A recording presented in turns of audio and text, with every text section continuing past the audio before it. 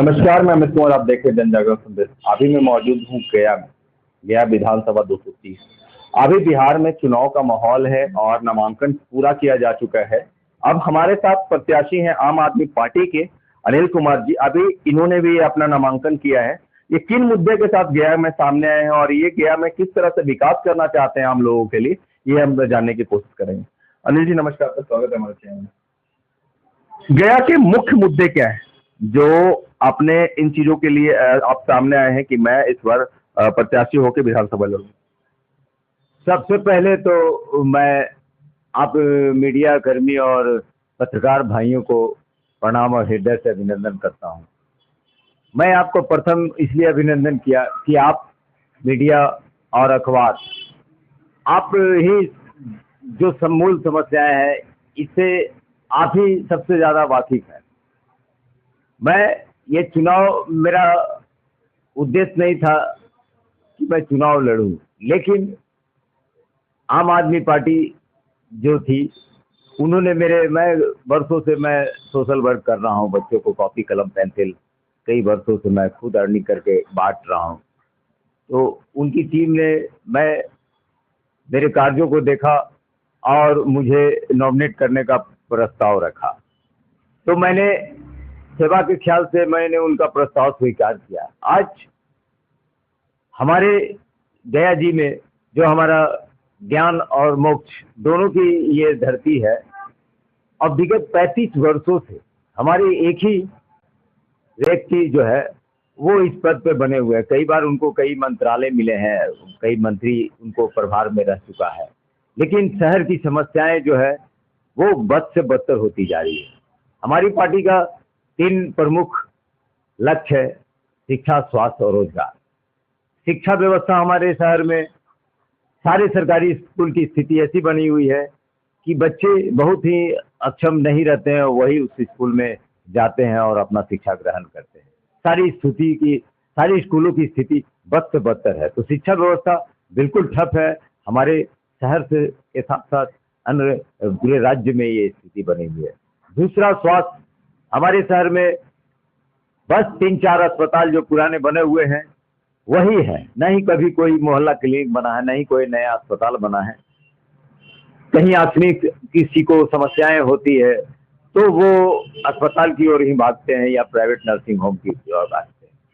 तो स्वास्थ्य की स्थिति भी, कोई नए स्वास्थ्य केंद्र नहीं खुलने की वजह से स्वास्थ्य की स्थिति बद से बदतर होती जा रही है। रोजगार जो कि मुख्य चीज है, रोजगार से हमारे बच्चे और लोग वो का एक विश्वास बढ़ता है, वो अपना परिवार को पालन करते हैं। रोजगार की ये स्थिति है कि हमारे शहर में बहुत सारे ठेले गुमटी लगे रहते हैं। वो पढ़े लिखे नौजवान हैं, लेकिन कोई उनको रोजगार नहीं मिलने की वजह से ठेला गुमटी और फुटपाथ पे वो दुकान लगाए हुए रहते हैं, अपना परिवार का जीविका चलाते हैं। तो उनको भी प्रशासन द्वारा बार बार लाठियां मार के भगाई जाती है जैसे वो कोई अपराध कर रहे हो। तो नहीं कोई उद्योग धंधे लगे, ना ही शिक्षा व्यवस्था सही हुई, ना ही स्वास्थ्य व्यवस्था सही हुई। म्यूनिसिपल कॉर्पोरेशन का भी यही हाल है।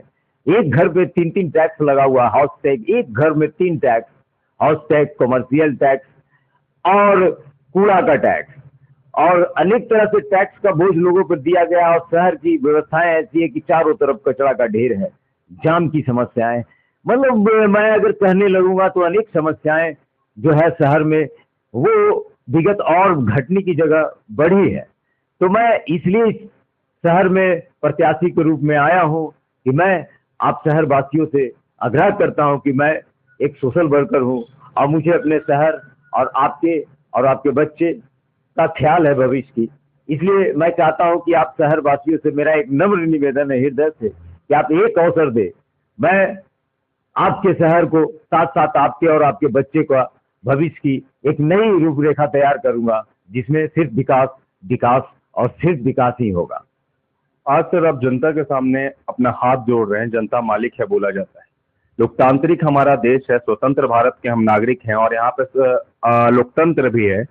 जिस तरह से जनता को मालिक स्थानीय विधानसभा में होता है, स्थानीय लोकसभा चुनाव के समय होता है, पर जैसे ही इलेक्शन खत्म हो जाता है उसी जनता को मारा जाता है, उसको पीटा जाता है, उसी के बहन बेटी के साथ दुर्व्यवहार होता है, उसी जनता को, उसी विधायक जो विधायक इलेक्शन के समय घर पे आके हाथ जोड़ते हैं, उनके उनके इर्द गिर्द भटकने नहीं दिया जाता। स्थानीय लोग विधायक साहब से मिलने के लिए तरसते रहते हैं, ना वो कार्यालय में होते हैं, पर उसके बावजूद भी जैसे ही वो निरीह प्राणी होकर सोचते हैं कि हाँ मुझे मेरा दिनचर्या सिर्फ 10,000 रुपए कमाना है, मेरा कोई भी विधायक नहीं है जो हमारा साथ देगा, वो निरीह होकर आपस में अपना काम में लग जाते हैं। फिर से 2 साल बाद उन्हें याद दिलाया जाता है कि जनता मालिक है। ये जनता को कब तक ठगा जाएगा और जनता को वोट बैंक कब तक माना जाएगा? मैं यही तो मूल समस्या है हमारे देश की, कि जिस जनता का वोट से हमारे नेता गाड़ियों और हवाई जहाज में घूमते हैं, और वो वोट पाने के बाद जो है वो जनता को ऐसे नजरअंदाज करती है जैसे वो तुच्छ प्राणी हो, जबकि हमारे ही वोटों से, हमारी जनता के वोटों से उन्हें ताकत मिलती है, उन्हें सारी सुविधाएं मिलती है।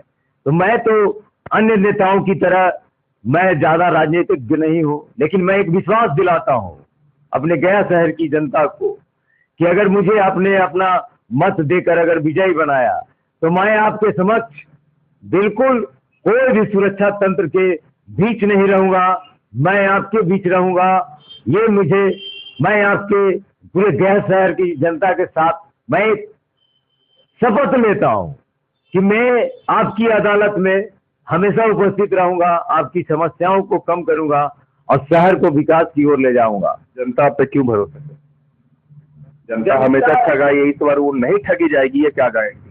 ये गारंटी तो मेरे बारे में गया शहर की जनता से मेरा एक आग्रह है कि मैं कौन हूँ और क्या करता हूँ, इसकी भी जानकारी बोले कि मैं कौन हूँ और क्या करता हूँ और क्या कर सकता हूँ, उसके बाद मुझे वोट करे। मैं नहीं कहता कि आप मुझे वोट करें, मैं कहता हूँ कि मेरी बारे में भी जानकारी ले कि मैं कौन हूँ, कैसे व्यक्ति हूँ, मैं शहर के विकास में, आपके बच्चों के भविष्य में कुछ अच्छा कर सकता हूँ या नहीं कर सकता हूँ, इसकी जानकारी आप ले, बिल्कुल ले और लेनी भी चाहिए, और तभी आप मुझे वोट करें।